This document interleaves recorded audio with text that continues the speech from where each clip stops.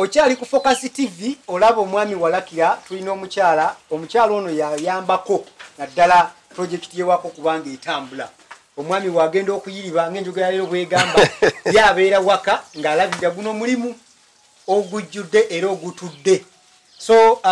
njagala nnyo kiteeke mu nkola nti bw'oba okola omulimu guteekewo naye kimanye nti abeewaka olina okugubayigiriza era mwami walakira wabaako tipu gy'ayiga Okulunda Ente omukyala alina okukola ki alina okugimanya so nga tugenda maaso ne program vubuka kola of course twagala okujjukiza abaganda baffe aba Focus TV Focus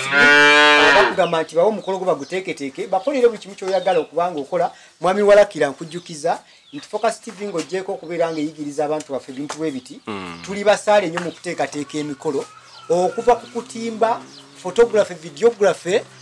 mukyala walakira tukuwa cake tukufumbira buli kimu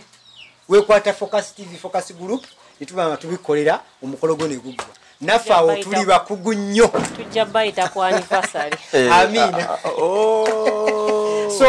yengeri gy'oyinza okuwagiramu Focus TV ebenga eweereza abantu tutambule mu maaso mwami walakira tuli ku stage eyokubeera nga tumaze okuyiga endabirira yaazo tumaze okuyiga inspiration omukubi yatandika atya era yatandika naki atwaga tunuulire ente zino nziraba sobanze kwezimbira nyumba ng'eri n'enteekamu ente ezange lwaki bibeera biri bwe biti era lwaki omuntu yandizimbye ekintu ekiti okubeeramu ente okay tweyanze ge basebo ne bannyabo gwa kinnyonnyodde wano nti ng'oggyeko kukola bino ndi mu kugumu bino ffe mu bulimi kati kanzireko mu kusomesa very true we start from where the farmer is with what the farmer has to help himself philosophy extension yetugamba start from where the farmer is tandikira omulimi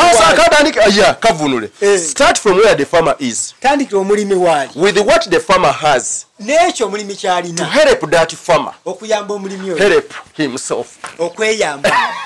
kalungi kakati basebo ne bannyabo teri muntu ajja wano n'atya ogenda otandika era tekitegeeza nti sisobola kulwana kuzimba nnyumba ng'eri naye njagala tusome biri ng'oteeka ku kiyumba kaakati wano wagendawo amabaati 2-3 ente emu obogi obogimaliriza ate oli free n'okozesa amakadde kaakati bino tusobolera ddala obijjawo ne tuzimba ennyumba endala naye bassebo naye bannyabo kino kikola tetwagala genda so expensive fazali tuteekemu ente endala tulabirire ekyo sente ezantadde mu kaseminti kazigende mu nte endala ate bassebo ne bannyabo wano si we zigenda okubeera lubeerera naye abantu abasinga obungi baganda baffe bali eyo yagula poloti n'agiteekaawo n'asibako ekikomera nagula poloti ninawo kapoloti kange waatambula tawanasanga naye ekisooka kyekivuddeko ekibba ttaka kyekivuddeko kuliisa emmere y'abantu entalo ze ziri ekibuga eno emmere ente ziwaguza ne ziri emmere y'abantu oli najja n'asasula aziife oli yalundira kukola ki kusasula so gwe okyali mabega nnyo alunda ente nnyingi naye nga tolina nsonga lwaki olunda fazali kankusange ne bolani mmanye nti olunda za nnyama naye buli awo bwonna butambula bulinga munansonyiwa siba naye mukyuse system bassebo ne bannyabo olunde ente ntono zibeere mu nte emu tujja kuwangula guno gukulukuta guno musulo ngukuŋŋaanyiza wano era guno gwennyini gugenda mu bitooke ne gufukirira ebitooke byange ngukuŋŋaanya guva wano ne gujja wano nengusena nenguteeka wano nembitwala mu duramu zange nembiggalirawo nenteeka ku bitooke byange yiyo already musa kigimusa ono yureya obusa kigimusa amata ofuna ennyana ofuna ofunusula ofuna n'obusa ofuna bwe biva wano bwe bivaawo wali mbukuŋŋaanyizaawo basebo ne banyabo eno se yandibadde enkola entuufu naye nga bwe mbagambye nti ndi mu myezi ena ndi mu myezi emeka ena nga nnunda n'akatandiika wemuna omuntu yenna anaddamu okunkyalira wano nga mugambye nti mujja kukola follow up mugenda kusanga ekinnya ng'obusa buno bwonna nabu treatinga nga mbuteeka ku bitooke byange ente ezo bbiri sikirizibwa kubijja eri nenkasuka ku bitooke ate okkirizibwa kuteeka ku bitooke kubanga ekintu kyonna ekiba kivunda kizaala ebbugumu jjukira obusa buno busa mbuwummuza wano then bwe mbujja wano nentandika obbuliisa ebitooke byange biraba ntandika obbiriisa wano mpola mpola ebitooke byange nenzija wano akamere nze sigula ttooke njogerera akatale kange kati oyo yaddako oyo eno yonna yonna liiryo eno yonna yonna nziri oyo wuuyo naye beepanga bwe abantu gye bagulira emyera nze sidda mu myera naye ngaomugazi ki we tuli iika amini ziri fuuti 5 ku 100 waliyo ayina acres ezisuka mu 10 naye ate naye aswama emyera aswamya emyera ate ne balwanira egundi ebitooke ebikolo 40 bikumala okuliisa ewaka then eri ye business wano obuso obufunye so osobola okulima osobola okubona bwana walakira nga tubumbawumba show eno ekigambo kimu 2 3 obaka bo buli ki eri mu Nakiboga ali mu kulaba era nawuliriza Focus TV yange n'omuntu yenna ali mu ggwanga kuba TV eno etwambula ensi n'ensi ez'abantu obaka bo buli ki obusembayo naddala eribbo si mu Nakiboga wekka njagala okwebaza mukyala wange okunzikiririzaamu ng'omwami we ate era nakkiriza tukole kino kye tukola ng'abantu njala okwebaza bakadde waffe abatali bamu kubuulidde history gye yava mukadde waffe yatusimponsalinga minisita Nankabirwa ne tugenda ne tulaba kyekino kye nakomezawo Bannakiboga ng'omuntu meeya Kagali oyo ye ambeerako buli kaseera meeya Kagali tavaawo eva oba oliawo n'akulambula nawe ne mulimisa otuusa ku ki njagala kino kitereere ate nange nkyagala ewange so toyinza kirekeraawo basebo ne banyabo kati Bannakiboga balimi bannange leero siri mulimisa leero ndi mulimi njagala tukwatire wamu tumalirize omulimu gwaffe eggwanga libe n'emmere basebo ne banyabo eggwanga bwe lifuna emmere wabaawo essanyu bune bona afuna otya ssente n'oziteeka mu nsawo ng'emmere n'amata buli kimu ogula kigule togenda kugaggawala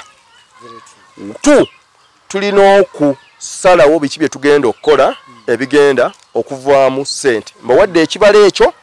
ekyamata leero kye mbawadde sibawadde kirala njagala obbagamba nti bwe tulemerako ku mulimu ogumu n'ogukakanyalirako ne kigaana n'okiremerako ne kigaana nze njagala ssente gwe kimala ne kijjayo ki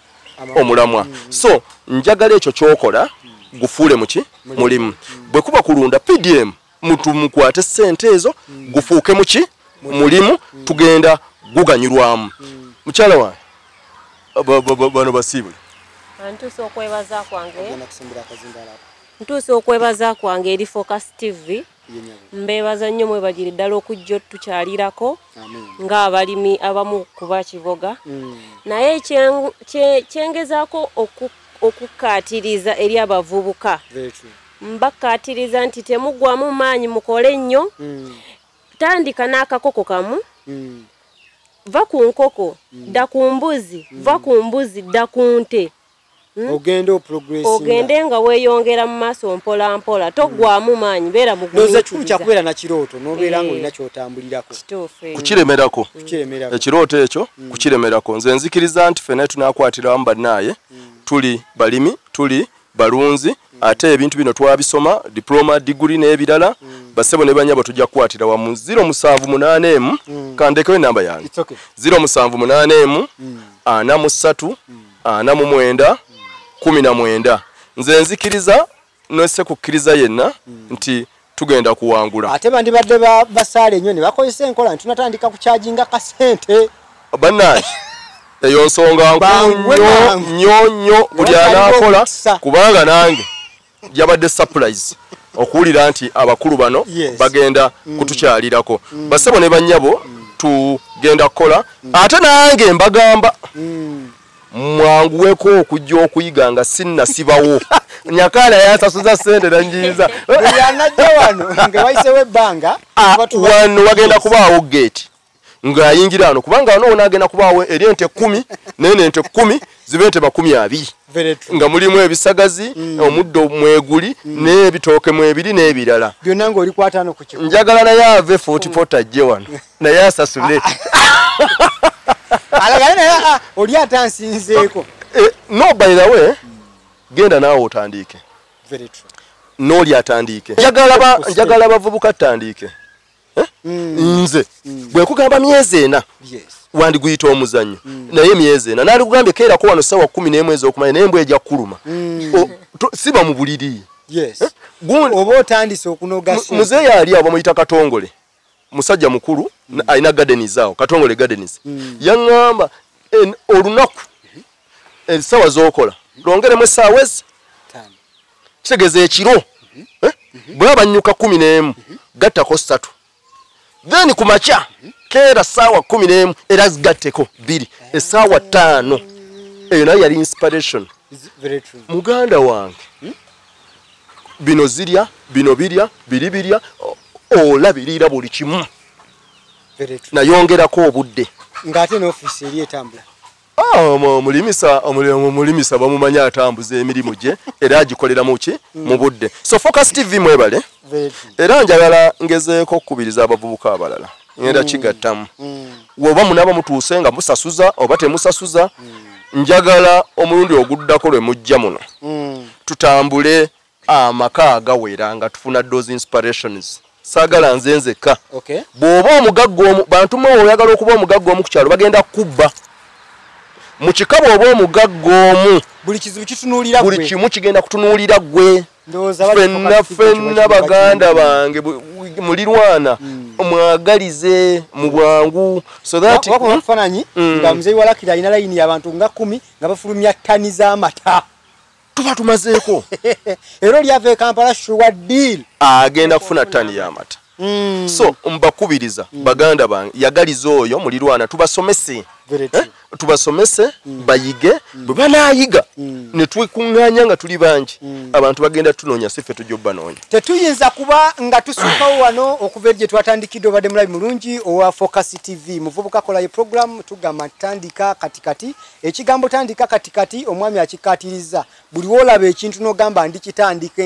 enkya tejja kutuuka wabula ky'olina okukola kwe kutandika leero era katikati n'ekyo kyolina ndi ade Wilberforce Kirime Muyanja mbadde noye mwami walakira ne mukyala walakira nga tugenda tugayagaya mu Zero Grazing era akulaze engeri gy'oyinza okubeera ng'ofuna mu nnunda eyo esoboka awakaawo ku bugazi bwonna bw'oliko oba oli ku kapuloti ka 25 ku 10 oba 5 osobola okukolera waawo n'onoga ensimbi ku nsimbi sente z'akameeza n'ozeesunywa nga ate zivira ddala mu ekyo kyolina okubanga okolirako ewaka tuyinza kuba ntusukkawo wano tujja kuba tuddiŋŋana nate mu programu ez'enjawulo nga twogera okunona business ideas business tips tubeere nga tugaziya obwongo bwaffe n'okutegeera for now bye bye